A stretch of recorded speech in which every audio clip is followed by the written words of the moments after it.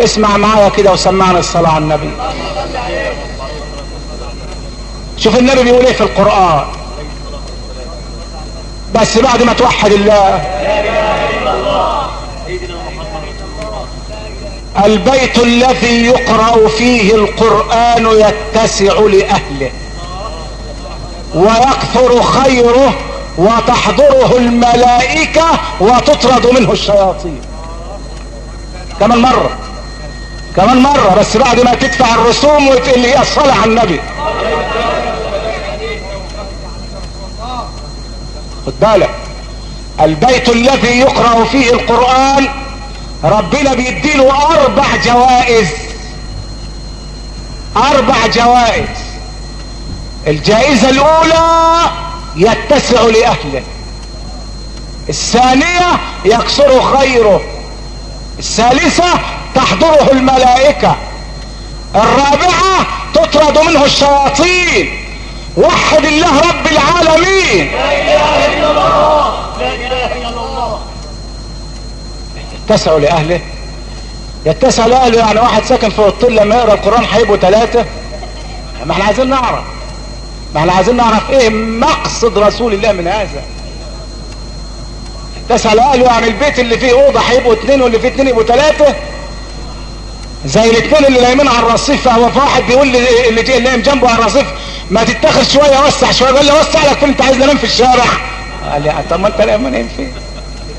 فاهم ايه معنى يتسع لاهله يا رجاله النبي؟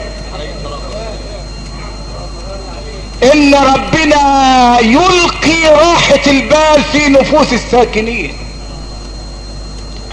يا اخوانا ما في واحد ساكن في فيلا 5 اوض و6 اوض ومع ذلك لا يطيق العيش. انا بكلمك جد.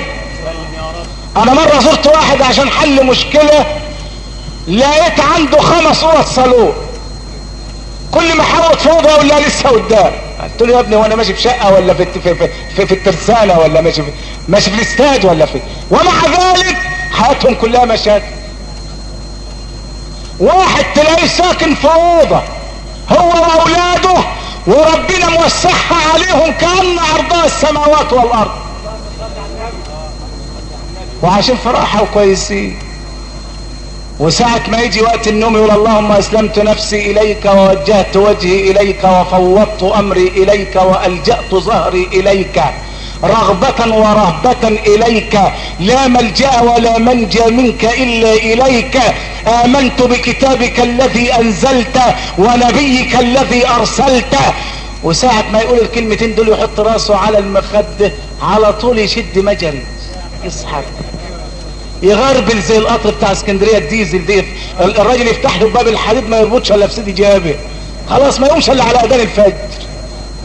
التاني اللي ساكن في فيلا و5 اوض و10 اوض وسجاد وتكييف وتلاجة وبوتاجاز وتلفون وتلفزيون ومتلفيون ومفسديون ويجي ينام ما يعرفش ينام.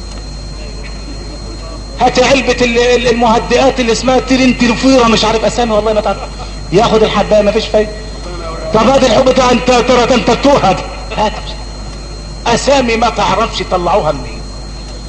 يكيل حبوب ويغيب يتقلب.